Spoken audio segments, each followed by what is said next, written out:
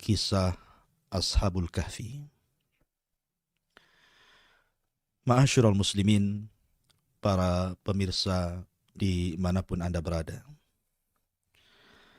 Kita mulai kisah ini dari sebuah kota pada kerajaan Romawi kuno bernama Absus, di mana rajanya namanya Dakianus. Kisah Ashabul Kahfi terjadi di dua periode kekuasaan. Kekuasaan yang pertama adalah kekuasaan yang para manusianya mereka menyembah berhala dan bintang-bintang serta matahari. Dan kekuasaan periode kedua, pemerintah yang bertauhid kepada Allah Subhanahu wa Ta'ala. Maka kisah Ashabul Kahfi terjadi di dua kurun kekuasaan. Ma'asyiral muslimin yang dimuliakan Allah Subhanahu wa Ta'ala. Adapun waktunya, sebagian ahli tafsir mengatakan bahwa kisah Ashabul Kahfi ini terjadi setelah wafatnya Nabi Musa alaihi salatu wassalam dan sebelum lahirnya Isa bin Maryam, nabi terakhir dari nabi-nabi Bani Israel. Artinya, Ashabul Kahfi ini masih menganut agama Yahudi dan berpegang kepada Taurat. Dari mana kita tahu bahwa sejarah ini terjadi setelah Nabi Musa alaihi salatu wassalam dan setelah Isa bin Maryam dan sebelum Isa bin Maryam?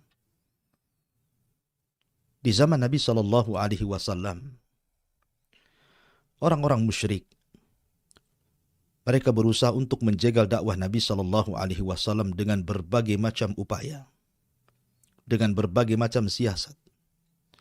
Salah satunya adalah pembesar-pembesar musyrik ini datang dari Mekah ke kota Yathrib. Karena tahu bahwa di Yathrib itu banyak orang-orang Yahudi. Ada Yahudi Bani Qunaiqah, ada Yahudi Bani Quraidah, ada Yahudi Bani Nadir.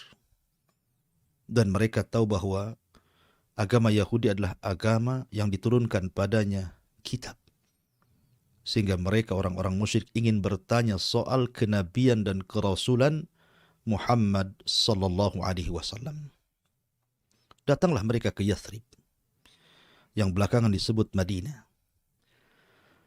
Kemudian mereka mengatakan, bagaimana pendapat kalian tentang seseorang yang muncul di negeri kami Mekah dan mengaku menjadi nabi dan rasul? Maka orang-orang Yahudi mengatakan, kalau memang dia seorang nabi dan rasul, maka berikan pertanyaan kepada dia. Kalau dia sanggup menjawab, berarti dia memang seorang nabi. Kalau dia tidak sanggup menjawab, maka dustakan kenabiannya. Akhirnya kemudian orang-orang musyrik pun mendapatkan soalan-soalan. Tentunya soalan-soalan ini untuk menjebak Nabi Shallallahu Alaihi Wasallam. Kalau memang dia bukan seorang nabi dan rasul. Di antara soalan yang kemudian diajarkan orang-orang Yahudi kepada orang-orang musyrik itu, katakan kepadanya, ya Muhammad, akhbirna an fityatin dhahabu fid dahril awal qad kanat lahum qissatun ajaba. Tanyakan kepada dia tentang beberapa anak muda pada permulaan, pada zaman permulaan yang mereka pergi kemudian berkumpul di sebuah gua, di mana mereka memiliki kisah yang sangat menakjubkan. Habarkan kepada kami, siapakah anak-anak muda itu? Kemudian yang kedua, wa an rajulin kana tawafan qad balagha masyariqal ardi wa magharibiha. Kemudian tanyakan pula tentang seorang raja yang berkeliling dunia sampai ujung barat dan timur. Siapakah dia? Bagaimana kabarnya? Kemudian yang ketiga tentang roh. Katakan kepada dia seperti itu. Maka orang-orang musyrik pun mendapatkan maklumat dari orang-orang Yahudi, berangkatlah kembali mereka ke Mekah. Kemudian mereka mendatangi Nabi SAW dan mengatakan sebagaimana yang diajarkan soalan-soalan itu oleh orang Yahudi untuk ditanyakan kepada Nabi SAW dalam rangka membenarkan kenabian dan kerasulannya atau mendustakan kenabian dan kerasulannya. Maka mereka pun mulai menanyakan 3 soalan ini dan mereka berjanji kalau seandainya Rasul SAW bisa menjawab, maka mereka akan beriman. Tapi kalau tidak bisa menjawab, maka mereka akan mendustakan kenabian dan kerasulannya. Setelah kemudian datang dan bertanya 3 soalan itu, Nabi SAW akhirnya mengatakan, ukhbirukum bima sa'altum anhu ghadan. Kata Nabi SAW, baik, saya akan habarkan kepada kalian apa yang kalian tanyakan kepadaku, tapi jawabannya besok. Subhanallah. Allah takdirkan Rasul SAW lupa mengucapkan insya Allah. Setelah itu kemudian mereka berpaling. Maka Nabi SAW tidak mungkin menjawab sembarangan. Menjawab dengan akalnya, dengan pemikirannya. Bagaimanapun dia seorang Nabi dan Rasul harus menunggu wahyu. Wa ma yantiqu 'anil hawa in huwa illa wahyun yuha. Dia tidak pernah bicara dengan akalnya, dengan hawa nafsunya, karena dia hanya bicara dengan wahyu yang diwahyukan kepadanya. Walau taqawwala 'alaina ba'dal aqawil la akhadna minhu bil yamin thumma laqata'na minhu al watin. Kalau engkau wahai Muhammad berbicara sekehendakmu, berdusta atas nama Allah Subhanahu wa taala, kami akan tarik tangan kananmu, kami akan potong urat nadimu. Itulah ancaman Allah kepada Nabi sallallahu alaihi wasallam. Maka Nabi SAW tetap menunggu Jibril sebagai jawabannya. Allah takdirkan 1 hari Jibril tidak datang. 2 hari, 3 hari, sampai berlanjut kepada 15 hari. Jibril tidak kunjung turun untuk memberikan jawabannya sebagai wahyu. Maka penduduk Mekah pun heboh. Mereka mengata-ngatakan dengan sesuatu yang tidak layak dikatakan kepada Nabi SAW. Sampai-sampai mereka mengatakan, wa'adana Muhammadun ghadan wal yawma 15 lailatan. Katanya Muhammad menjanjikan besok jawabannya, sekarang sudah sampai 15 hari, 15 malam. Qad asbahna minha la yukhbiruna bi syai'in mimma sa'alnahu anhu. Tapi tidak ada kunjung jawaban dari beliau. Jangan-jangan dia adalah seorang nabi palsu ataupun seorang rasul palsu. Mendengar desas-desus orang-orang mengatakan sesuatu yang tidak layak dikatakan kepada seorang nabinya, ahzana Rasul sallallahu alaihi wasallam. Mereka membuat sedih Nabi sallallahu alaihi wasallam, dan sesaklah dada Nabi sallallahu alaihi wasallam karena tidak kunjung ada jawabannya. Sampai pada waktunya ketika Nabi SAW sudah mulai sedih, sesak dadanya, apa yang dibicarakan oleh penduduk Mekah.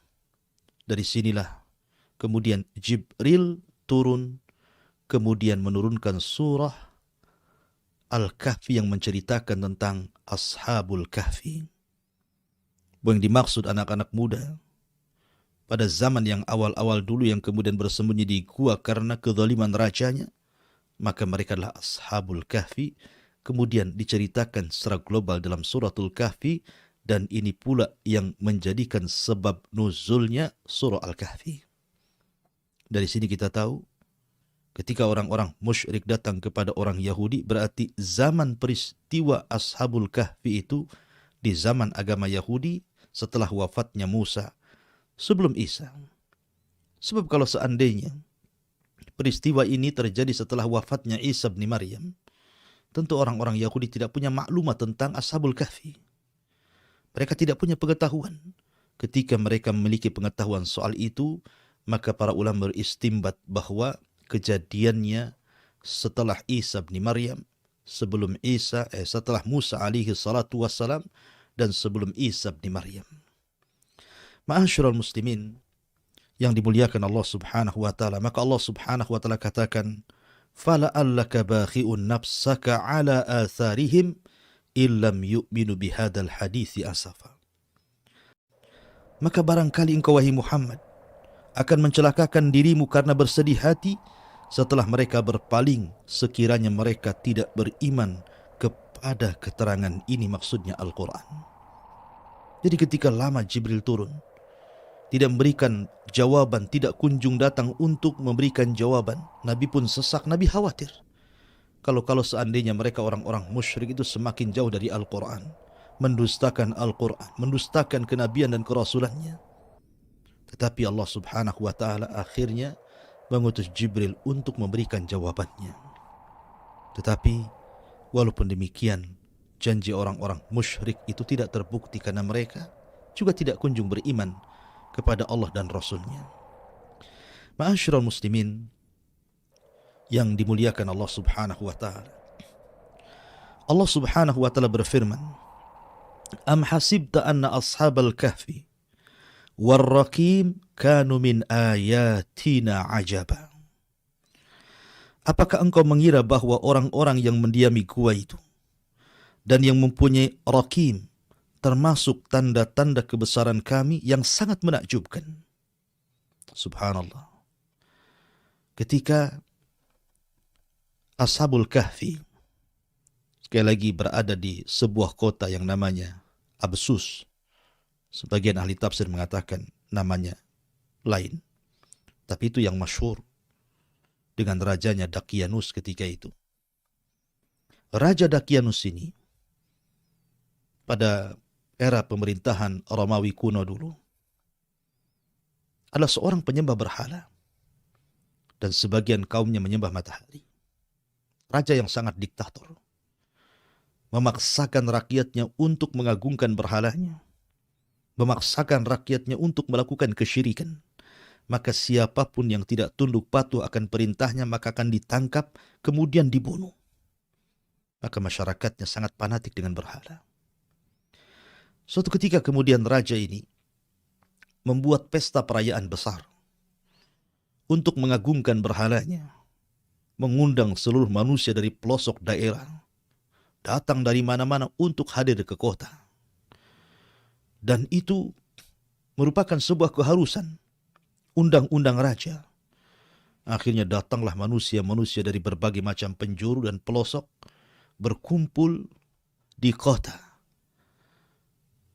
Ma'asyiral muslimin yang dimuliakan Allah Azza wa Jalla, maka dimulailah perayaan menyembah berhala kala itu. Lah, dari peristiwa ini ada orang-orang yang kemudian tidak setuju dengan perayaan itu.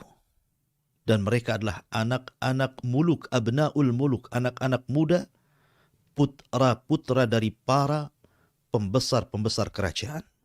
Mungkin kalau semacam sekarang anak gubernur, anak menteri, anak pejabat. Ada yang masih hati mereka itu hanif, tidak suka dengan kesyirikan, mentauhidkan Allah subhanahu wa ta'ala, mengingkari perbuatan itu. Akan tapi karena mereka wajib hadir, kalau tidak maka mereka akan ditangkap dan dipenjara, maka semua harus hadir. Tapi kemudian tiba-tiba salah seorang di antara mereka menyingkir dari perayaan itu, kemudian duduk di bawah pohon. Kemudian selang berapa waktu datang lagi anak muda, kemudian duduk di sebelahnya. Kemudian beberapa waktu datang lagi anak muda, kemudian duduk di sebelahnya.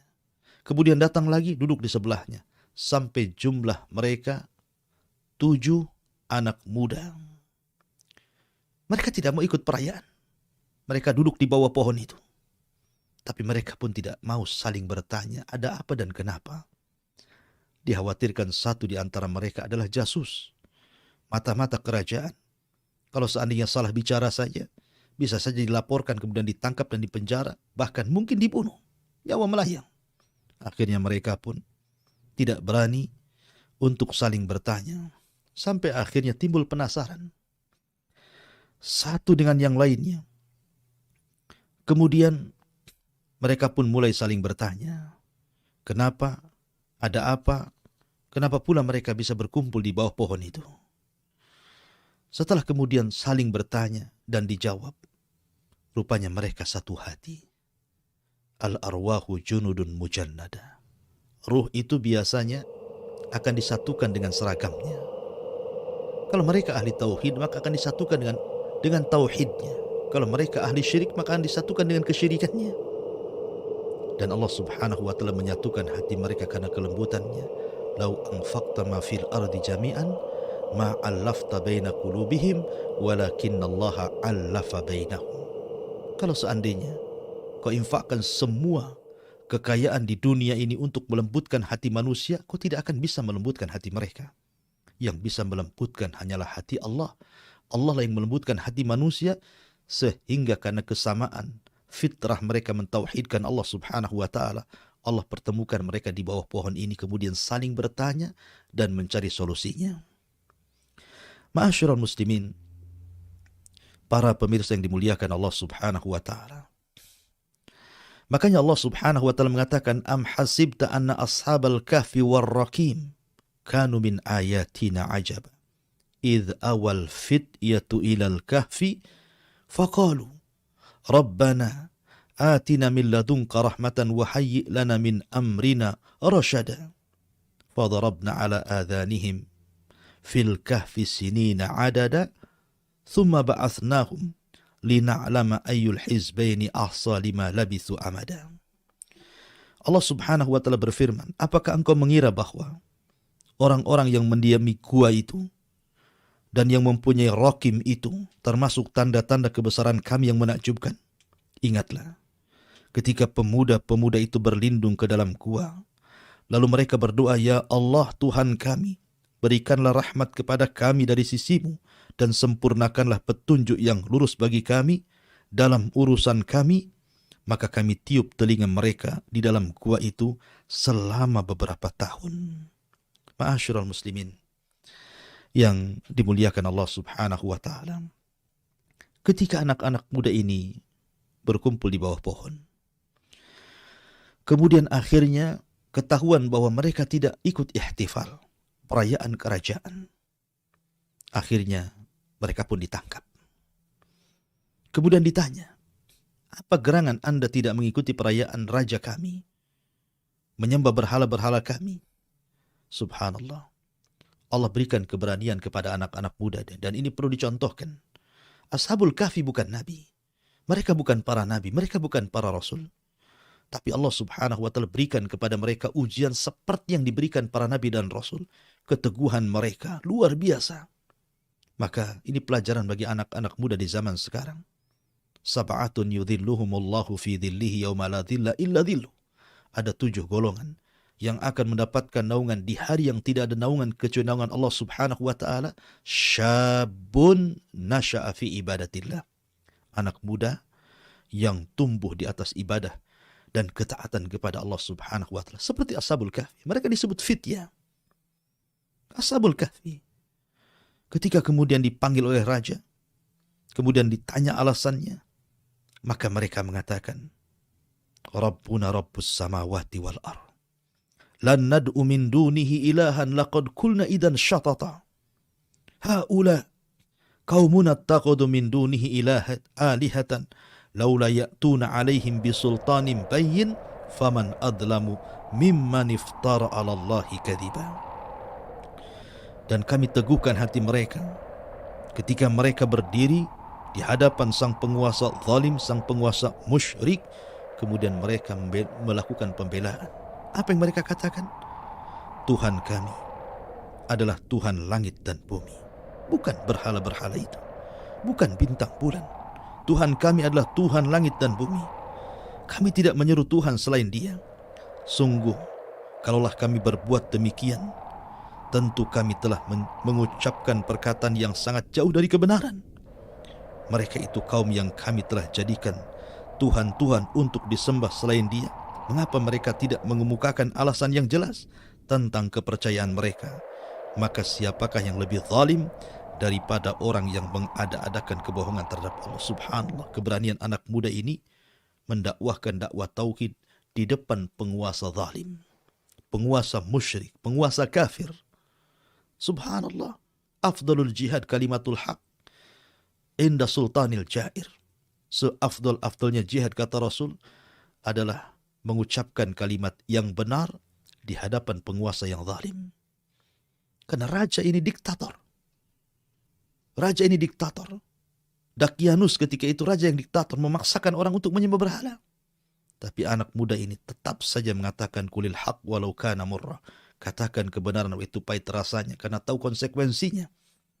Kalau mereka menentang raja, mereka sudah tahu. Tapi subhanallah, Allah takdirkan raja ini tidak langsung membunuh anak-anak muda yang menyelisih agama rajanya ini. Tidak mau menyembah berhala, tidak mau menyembah bintang dan matahari, dan tetap mentauhidkan Allah subhanahu wa ta'ala. Tapi diberikan satu kesempatan, 3 hari untuk berfikir. Kalau mereka selama 3 hari mau merubah keyakinan mereka dari tauhid menuju syirik, dari ketaatan kepada Allah akhirnya taat kepada berhala, maka mereka akan diberikan jabatan tinggi, diberikan kedudukan. Tapi apa yang terjadi? 3 hari itu digunakan untuk lari, digunakan untuk kabur, menghindari ancaman raja. Karena mereka tahu konsekuensinya, mereka akan dibunuh. Akhirnya mereka pun lari sejauh mungkin dari kerajaan itu. Mereka lari ke gunung dan bukit, dan Allah subhanahu wa ta'ala takdirkan mereka menemukan sebuah gua. Dari sinilah kisah Ashabul Kahfi dimulai. Mereka masuk ke dalam gua. Makanya Allah subhanahu wa ta'ala mengatakan di sini. Allah mengatakan, فَضَرَبْنَا عَلَى آذَانِهِمْ فِي الْكَهْفِ سِنِينَ عَدَدًا.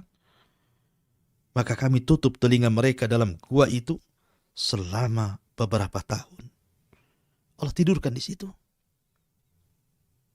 Ma'asyiral muslimin, para pendengar yang dimuliakan Allah subhanahu wa ta'ala, Al-Kahfi berbeda dengan Al-Ghar. Kalau Nabi SAW ketika tahannut, menyendiri sebelum diangkatnya menjadi Nabi dan Rasul selama 3 tahun, di usia 37 sampai di usia 40 tahun diangkat menjadi Nabi dan Rasul, kemudian masuk ke dalam gua, maka gua yang dipakai Nabi SAW bukan Al-Kahfi, tetapi Al-Ghar. Maka disebut Ghira Hira, gua Hira. Karena memang tidak dalam, hanya lubang kecil. Beda dengan Al-Kahfi, ini lubang besar. Besar, dalam, maka disebut Al-Kahfi. Jadi gua yang besar, gua yang dalam itu disebut Al-Kahfi. Tapi kalau kecil, lubang kecil, tidak terlalu dalam, tidak terlalu besar, maka bahasa Arab disebut Al-Ghar. Sehingga Ashabul Kahfi ini masuk ke dalam gua itu dan bisa bersembunyi. Maka ketika tahu bahwa anak-anak muda ini pergi, kabur dari kerajaan, subhanallah, lihat pengorbanan mereka. Mereka abnaul muluk, anak-anak raja. Artinya mereka bukan orang biasa. Ketika mereka lari dari kerajaan, otomatis mereka meninggalkan kekayaan mereka, meninggalkan pangkat dan jabatan mereka, meninggalkan nikmat duniawi mereka. Tetapi mereka berkorban seperti itu karena li'la'i kalimatillah. Mereka berusaha untuk meninggikan kalimat Allah, tauhid. Sebagaimana di zaman Nabi SAW, para sahabat harus hijrah dari Mekah ke Madinah, meninggalkan semua kekayaannya, berkorban untuk Islam dan untuk tauhid. Maka itulah yang dilakukan Ashabul Kahfi. Mereka rela lari kepada Allah dan meninggalkan dunia. Pengorbanan yang luar biasa. Ketika tahu raja bahwa anak-anak muda ini kemudian lari, maka raja pun memerintahkan para prajuritnya untuk mencari dan disuruh untuk menangkap, dipenjarakan, bahkan mungkin dibunuh. Maka prajurit pun menyebar ke sana kemari. Tapi Allah subhanahu wa ta'ala takdirkan tidak ketemu. Sampai ada beberapa prajurit yang hampir menemukan gua itu, tetapi mereka tidak masuk ke dalam gua itu karena Allah subhanahu wa ta'ala berikan rasa takut. Takut yang luar biasa orang masuk gua itu. Sehingga ketika akan masuk akhirnya takut. Ketika akan masuk mereka ketakutan. Akhirnya mereka berinisiatif untuk menutup gua itu. Dan mereka mengatakan kalau memang betul anak-anak muda bersembunyi dalam gua itu, kita tutup saja gua itu biar mereka mati di dalam dan tidak bisa keluar. Ma'asyiral muslimin, para pendengar yang dimuliakan Allah subhanahu wa ta'ala. Akhirnya kemudian anak-anak muda ini setelah berada dalam gua, mereka tidak bisa keluar Karena masalahnya pintunya ditutup. Allah Subhanahu wa taala berfirman, "Wa idh tazaltumuhu wa ma ya'budun illallah fa'wi ilal kahfi yanshur lakum rabbukum min rahmatihi wa yuhayyi lakum min amrikum mirfaqa." Allah Subhanahu wa taala berfirman, dan apabila kamu meninggalkan mereka dan apa yang mereka sembah selain daripada Allah, maka carilah tempat berlindung ke dalam gua. Allah bimbing kemana harus lari mereka. Carilah gua, kata Allah. Maka carilah tempat berlindung ke dalam gua itu.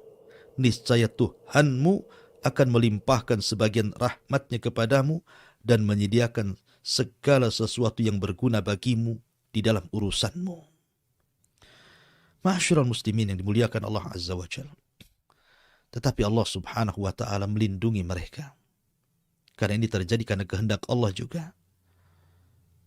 Allah Subhanahu wa taala ingin membuktikan bahwa ashabut tauhid, para penyeru tauhid, mereka akan menang dan akan bisa mengalahkan kebatilan.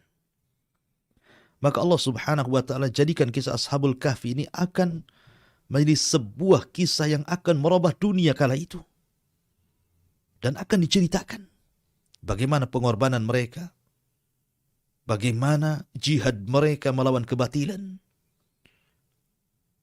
Ma'asyiral muslimin yang dimuliakan Allah Azza wa Jalla. Makanya sebagai bukti Allah Subhanahu wa taala kirimkan Raqim. Yang tadi saya katakan di awal, Raqim itu artinya, ada yang mengatakan itu nama lembahnya, ada yang mengatakan Raqim itu nama kotanya, ada yang mengatakan Raqim itu nama anjingnya, ada yang mengatakan Raqim itu nama guanya. Tapi yang rajih wallahu alam, Raqim itu artinya papan yang terbuat dari emas yang Allah kirimkan, kemudian terpampang di pintu gua, kemudian di situ terpampang nama 7 orang yang terdapat dalam gua itu. Itulah Raqim yang Allah Subhanahu wa taala firmankan tadi di awal. Am hasibta anna ashabal kahfi war Raqim kanu min ayatina ajaba. Apakah engkau mengira bahwa orang-orang yang mendiami gua itu dan yang mempunyai Raqim termasuk tanda-tanda kebesaran kami yang menakjubkan? Raqim itu terpampang di pintu gua. Ma'asyiral muslimin, para pendengar yang dimuliakan Allah Azza wa Jalla. Maka Allah Subhanahu wa taala tidurkan mereka dalam gua itu. Dan pintu gua itu tidak semua tertutup, tapi ada cahaya matahari yang masuk. Dan itu bentuk perlindungan Allah Subhanahu wa taala. Karena Allah yang berkehendak. Apa kata Allah? Wa tara syamsa idza tala'at tazawuru an kahfihim dzatal yamin wa idza gharabat taqriduhum dzatal shimal wa hum fi fajwatin minhu dzalika min ayatillah man yahdihillahu fahuwal muhtad wa man yudlil falan tajida lahu waliyyan mursyida. Perlindungan yang pertama, Allah Subhanahu wa taala berfirman, dan engkau akan melihat matahari ketika terbit condong dari gua mereka ke sebelah kanan. Dan apabila matahari itu terbenam, menjauhi mereka ke sebelah kiri, sedangkan mereka berada dalam tempat yang luas dalam gua itu, itulah sebagian dari tanda-tanda kebesaran Allah. Barang siapa diberikan petunjuk Allah, maka dia akan mendapatkan petunjuk. Dan barang siapa yang disesatkan Allah, maka engkau tidak akan mendapatkan seorang penolong yang dapat memberikan petunjuk kepadanya. Subhanallah. Allah Subhanahu wa taala masukkan matahari di waktu terbit dan di waktu tenggelam. Untuk apa? Supaya jangan ada hewan-hewan yang sangat membahayakan masuk ke dalam gua itu.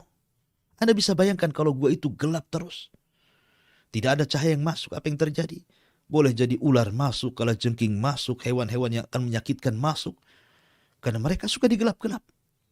Tapi ketika kemudian cahaya matahari masuk, kemudian cahaya matahari saat terbenam juga masuk, maka minimalnya tidak ada hewan yang akan menyakiti orang-orang yang ditidurkan Allah Subhanahu wa taala itu. Dan ini bentuk perlindungan. Lalu kenapa Allah Subhanahu wa taala hanya menyebutkan saat terbit dan saat tenggelam? Dan tidak menyebutkan di tengah hari? Karena memang cahaya matahari di siang hari itu tidak menyehatkan. Makanya hanya disebutkan cahaya di pagi hari untuk menyehatkan badan-badan mereka yang sedang tidur, dan cahaya di sore hari untuk menyehatkan badan mereka. Makanya olahraga itu biasanya pagi dan sore. Siang itu tidak baik. Ya. Makanya hanya 2 cahaya matahari yang disebutkan dalam ayat ini.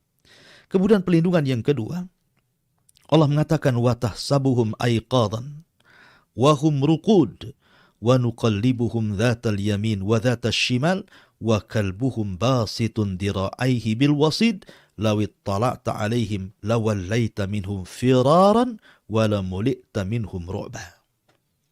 Allah Subhanahu wa taala mengatakan, dan engkau mengira mereka itu tidak tidur, padahal mereka tidur. Dan kami bolak-balikan mereka ke kanan, dan kami bolak-balikan mereka ke kiri, sedang anjing mereka membentangkan kedua lengannya di depan pintu gua. Dan jika kamu menyaksikan mereka, tentu kamu akan berpaling melarikan diri dari mereka, dan pasti kamu akan dipenuhi rasa takut terhadap mereka. Subhanallah. Pelindungan yang kedua, Allah Subhanahu wa taala tidak membiarkan Ashabul Kahfi yang tertidur itu berdiam diri badannya. Karena mereka ditidurkan bukan sehari 2 hari. Mereka ditidurkan 300 tahun ditambah 9 tahun. 309 tahun mereka ditidurkan. Artinya 3 abad lebih mereka ditidurkan. Jadi jasad mereka tidak dibiarkan tertidur tanpa bergerak. Sebab kalau seandainya kemudian mereka tanpa bergerak tidur terus, tentu akan mengalami hal-hal yang tidak diinginkan dari kesehatannya. Tapi kemudian ketika dibolak-balikan ke kanan, ke kiri, ke kanan, ke kiri saat tidur, maka jasad mereka terpelihara dan mereka tidak mengalami pembusukan atau apapun namanya. Itulah pemeliharaan yang kedua yang Allah Subhanahu wa taala berikan kepada Ashabul Kahfi. Kemudian yang ketiga, Allah berikan perlindungan di mana setiap orang yang menemukan gua itu tidak berani masuk. Allah buat rasa takut yang luar biasa. Karena gua itu menakutkan. Allah yang membuat gua itu menakutkan bagi manusia sehingga tidak mau masuk. Makanya para tentara raja terpaksa menutup gua itu, dan mereka mengatakan kalau seandainya mereka ada dalam gua itu mereka tidak bisa keluar, nanti akan mati sendiri. Yang lebih menakjubkan lagi, lihat di sini Allah Subhanahu wa taala menceritakan soal anjing. Allah Subhanahu wa taala menceritakan soal anjing, di mana Allah Subhanahu wa taala mengatakan wa kalbuhum basitun dira'aihi bil wasid, dan anjing itu dia duduk di depan gua tanpa bergerak, seolah-olah menjaga gua itu. Dan lihat bagaimana Allah Subhanahu wa taala muliakan seekor anjing di sini. Kenapa? Bukankah anjing itu dalam Islam najis? Orang yang memeliharanya tidak akan masuk malaikat rahmat. Orang yang memeliharanya setiap hari pahalanya 2 kirot dikurangi. 2 kirot itu, 1 kirot itu sebesar gunung Uhud. Berarti setiap hari orang yang melihara anjing itu 2 gunung Uhud pahalanya dikurangi. Dan dia binatang najis. Kalau seandainya kena jilatannya saja, dalam Islam disuruh dicuci 7 kali plus dengan tanah. Tetapi kenapa kemudian anjingnya Ashabul Kahfi ini sangat dimuliakan, sehingga setiap Jumat kita baca ayat ini dan selalu menyebut kata anjing di sini. Wa kalbuhum basitun dira'aihi bil wasid, dan anjingnya senantiasa duduk dengan tangannya di depan gua. Itu kita sering baca setiap Jumat, karena bagaimanapun surah Al-Kahfi ini disunnahkan untuk dibaca setiap Jumat. Kenapa anjing ini kemudian selalu tersebut-sebut dalam surah Al-Kahfi dan memiliki kemuliaan? Tidak lain dan bukan, kata para ulama, anjingnya Ashabul Kahfi memiliki kemuliaan karena dia berteman dengan orang-orang yang akhyar, orang-orang yang baik. Maka kalau anjing berteman dengan orang-orang yang baik, orang-orang yang saleh, anak-anak muda yang taat, anjing itu menjadi mulia. Bagaimana mungkin manusia tidak lebih mulia dibandingkan anjing? Tentu manusia lebih mulia lagi. Makanya dalam Islam, kenapa kemudian Nabi SAW berbicara soal pentingnya mencari pertemanan yang baik? Kata Nabi SAW, Al-mar'u ala dini khalili. Manusia itu tergantung agama kawannya. Maka lihat siapa kawannya. Bahkan Nabi SAW juga menceritakan tentang sukul jannah, pasar sorga, di mana orang-orang saleh akan menolong kawan-kawannya yang tidak saleh yang masuk neraka sehingga meminta untuk dikeluarkan dari neraka. Dari sini Hasan Al-Basri mengatakan, istaghfiru min sahibikumus saleh fa innahu yanfa'ukum yaumal qiyamah. Perbanyak teman-teman yang baik karena itu bermanfaat sampai kiamat. Kalau anjing saja mulia karena berkawan dengan orang baik, bagaimana mungkin manusia tidak lebih mulia dibandingkan anjing? Oleh karena itulah maka carilah lingkungan yang baik, teman yang baik. Karena itu bisa mengangkat derajat kita bukan hanya di dunia, sampai kelak di akhirat. Ma'asyiral muslimin yang dimuliakan Allah subhanahu wa ta'ala. Kemudian Allah subhanahu wa ta'ala berfirman, wa kadzalika ba'athnahum liyatasaaluna bainahum qala qailun minhum kam labistum qalu labisna yawman aw ba'da yawm qalu rabbukum a'lamu bima labistum fab'atsu ahadakum biwariqikum hadhihi ilal madinati falyanzuru ayyuha azka ta'aman falyatikum birizqim minhu wal yatalattaf wala yush'iranna bikum ahada. Allah subhanahu wa ta'ala berfirman, dan demikianlah kami bangunkan mereka agar di antara mereka saling bertanya. Salah seorang di antara mereka berkata, sudah berapa lama kamu berada di sini? Mereka menjawab, kami berada di sini sehari atau mungkin setengah hari. Berkata yang lainnya, Tuhanmu lebih mengetahui berapa lama kamu tinggal di sini. Maka suruhlah salah seorang di antara kamu pergi ke kota dengan membawa uang perakmu, dan hendaklah dia lihat manakah makanan yang lebih baik, dan bawalah sebagian makanan itu untukmu, dan hendaklah dia berlaku lemah lembut, dan jangan sekali-kali menceritakan halmu kepada siapapun di luar sana. Ma'asyiral muslimin yang dimuliakan Allah Azza wa Jalla. Setelah kemudian Ashabul Kahfi ini ditidurkan sekian lama, dan Al-Quran menyebutnya 309 tahun. 3 abad lebih mereka ditidurkan. Tiba-tiba kemudian Allah subhanahu wa ta'ala takdirkan ada seorang penggembala kambing. Penggembala kambing ini melihat cuaca yang kurang baik di luar gua itu. Dia takut dengan kambing-kambingnya. Kemudian tiba-tiba melihat ada gua yang tertutup. Maka dia berusaha kemudian membuka pintu gua itu untuk menyelamatkan kambing-kambingnya, dengan membuang satu persatu batu yang kemudian menutupi gua itu. Akhirnya setelah kemudian dia berhasil membuka pintu gua itu, maka dia masukkan kambing-kambingnya di situ.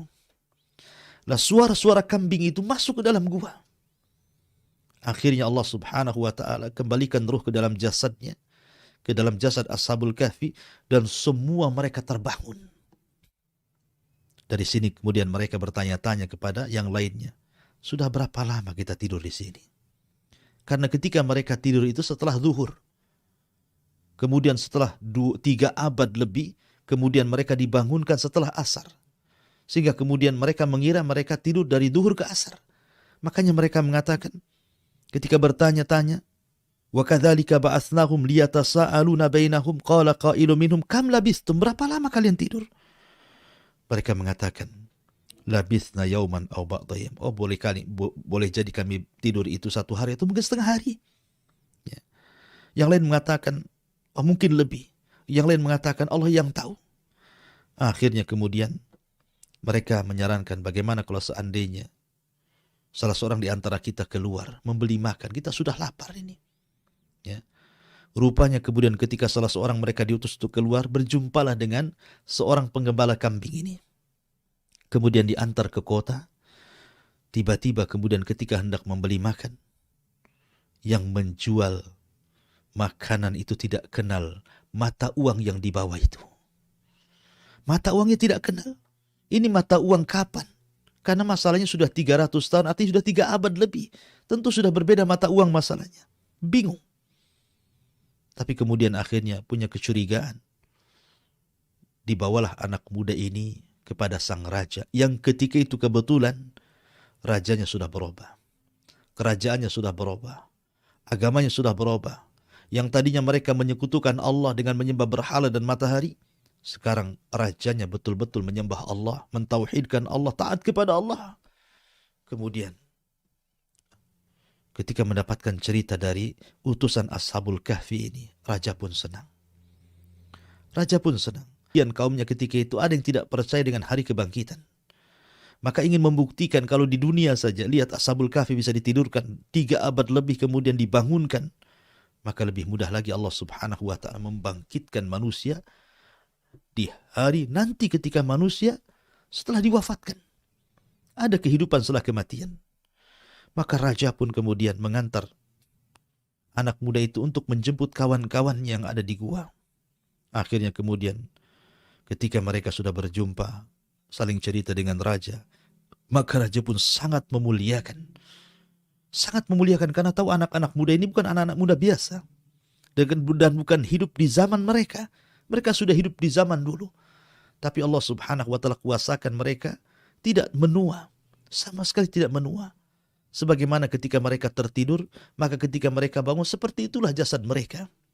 Tidak dituakan Allah subhanahu wa ta'ala. Dan ini mukjizat. Ini keanehan, karamah bagi para wali. Ma'asyiral muslimin yang dimuliakan Allah subhanahu wa ta'ala. Maka setelah kemudian mereka pun dimuliakan oleh raja, maka Allah subhanahu wa ta'ala menyebutkan kisahnya kembali.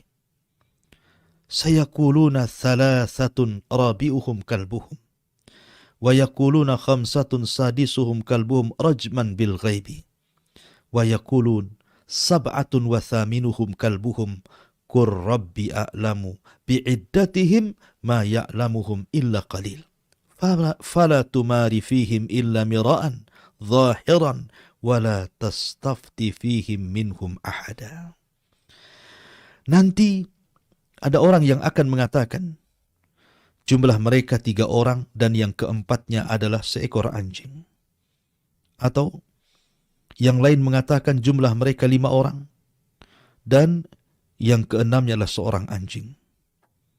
Dan mereka hanya berkata, menerka-nerka soal yang gaib. Dan yang lain juga mengatakan bahwa jumlah mereka 7. Dan yang kedelapannya adalah anjingnya.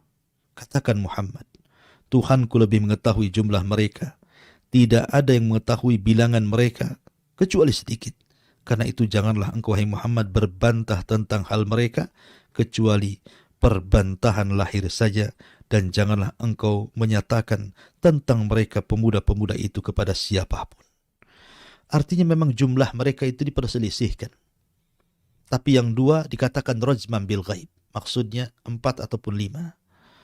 Tapi pendapat yang kuat wallahu a'lam bahwa jumlah mereka adalah 7 orang dan yang ke-8-nya adalah seekor anjing. Inilah kisah Ashabul Kahfi yang dicantumkan di dalam suratul Kahfi. Ma'asyiral muslimin, para pendengar yang dimuliakan Allah subhanahu wa ta'ala. Maka banyak pelajaran yang bisa kita petik dari kisah Ashabul Kahfi ini. Bagaimana tidak? Pelajaran yang menarik bagi anak-anak muda. Ashabul Kahfi mereka anak-anak muda. Ashabul Kahfi adalah bagian daripada kisah yang tercantum dalam suratul Kahfi. Dan suratul Kahfi sendiri sangat dianjurkan dibaca pada setiap hari Jumat. Kenapa? Karena salah satu menghindarkan kita dari fitnah yang sangat besar. Khurujud Dajjal, keluarnya Dajjal. Salah satu menghadapinya adalah dengan cara membaca suratul Kahfi setiap hari Jumat. Pertanyaannya, kenapa tidak surah yang lain saja? Kenapa tidak surat Yusuf? Kenapa tidak surah Al-Ma'idah? Kenapa tidak surah Al-Baqarah? Atau surah-surat yang lainnya? Kenapa pula surah Al-Kahfi yang dianjurkan dibaca setiap hari Jumat untuk menghindari dari fitnah Dajjal? Kata para ulama, karena Dajjal itu akan keluar membawa 4 fitnah yang sangat besar. Pertama, fitnatul mal. Dajjal akan bawa fitnah harta. Apabila Dajjal katakan kepada bumi, keluarlah pembendaharaan kalian, maka akan keluar emasnya, peraknya, jamrudnya, macam-macam untuk memfitnah manusia. Dan harta adalah fitnah. Innama amwalukum wa auladukum fitnah. Harta adalah fitnah. Kemudian yang kedua, fitnatul ilmi. Fitnah ilmu. Karena nanti yang akan menghadapi Dajjal ada anak muda yang berani memiliki ilmu melawan Dajjal sampai dibelah jadi dua. Tapi akhirnya kemudian dia tidak bisa dibunuh Dajjal, akhirnya dilempar ke dalam api. Kemudian yang ketiga, fitnatus sultah. Fitnah kekuasaan, karena Dajjal akan keliling dunia selama 40 hari. Yang satu hari sama dengan setahun, satu hari sama dengan sebulan, satu hari sama dengan sepekan, dan hari keempat sampai ke 40 hari seperti hari-hari biasa. Maknanya Dajjal akan sampai di kutub-kutub, yang satu harinya sama dengan setahun, satu harinya sama dengan sebulan, dan satu harinya sama dengan seminggu. Tapi Dajjal lebih lama berkeliling di hari-harinya normal seperti kita. Kemudian yang ketiga, yang terakhir, fitnah agama. Karena Dajjal itu sebenarnya tidak akan membunuh orang yang murtad dari Islam. Dajjal tidak akan membunuh orang yang murtad. Tapi kalau dia tidak mau murtad, mempertahankan agamanya, maka Dajjal akan membunuhnya. Karena Dajjal itu tidak seperti Ya'juj dan Ma'juj yang kerjaannya hanya merusak bumi. Dajjal itu hanya memfitnah saja. Memfitnah agama seseorang untuk kufur. Maka Nabi SAW mengatakan, jangan berangan-angan untuk berjumpa dengan Dajjal. Kalau seandainya kau berjumpa dengan Dajjal, maka pejamkan mata kalian, karena rahmatnya Nabi kepada kita. Dan kita tahu bahwa 4 fitnah ini dicantumkan dalam surah Al-Kahfi. Pertama, fitnah harta. Dalam surah Al-Kahfi ada kisah Ashabul Jannatain, kisah pemilik 2 kebun, terfitnah dengan harta. Kemudian dalam surah Al-Kahfi ada fitnatud din, fitnah agama, seperti kisah Ashabul Kahfi. Agama mereka difitnah, betul-betul difitnah. Kemudian dalam surah Al-Kahfi ada kisah Dzulqarnain, maksudnya fitnah kekuasaan. Karena Dzulqarnain itu satu di antara 4 raja yang menguasai dunia, 2 mukmin, 2 kafir. Di mana yang kafir Namrud dan Bukhtun Nasr, dan yang mukmin Dzulqarnain dan juga Sulaiman alaihi salatu wassalam. Kemudian di sana ada fitnah ilmu. Fitnah ilmu dalam surah Al-Kahfi ketika Allah menceritakan tentang Nabi Musa dengan Khidir. Musa ketika ditanya, apakah ada orang yang lebih alim dibandingkan Anda wahai Musa? Kata Musa, tidak ada. Musa lupa mengucapkan insya Allah. Harusnya Musa mengatakan insya Allah tidak ada. Akhirnya kemudian karena dia lupa mengucapkan insya Allah, maka manusiawi nampak kesombongannya. Akhirnya kemudian Allah subhanahu wa ta'ala memfitnah Nabi Musa untuk mencari Khidir dan belajar kepadanya. Jadi ada fitnah harta, ada fitnah kekuasaan, ada fitnah harta dalam kisah Ashabul Jannatain, fitnah kekuasaan dalam kisah Dzulqarnain, fitnah ilmu dalam kisah Musa dan Khidir, dan fitnah agama dalam kisah yang baru kita kisahkan Ashabul Kahfi. Maka lengkap 4 fitnah Dajjal diceritakan 4 fitnahnya dalam surah Al-Kahfi.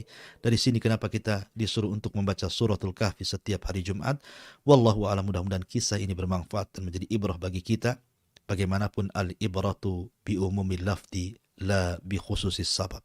Ibrah itu bukan kepada siapa kisah ini terjadi, tetapi ibrah itu umumnya lafaz Al-Quran untuk kita ambil pelajaran dan kita amalkan. Wallahu a'lam.